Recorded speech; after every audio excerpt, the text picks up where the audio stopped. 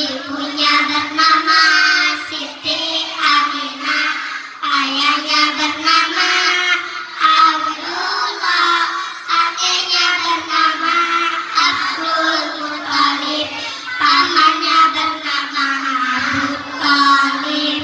Mari kita mengenali keluarga Nabi, keluarga yang terpuji, keluarga suci.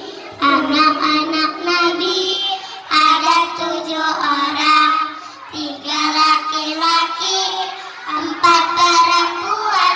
Pertama Qasim, Abdullah, Ibrahim, Zainab, Ruqayyah, Ummi Kalsum, Fatimah. Ibunya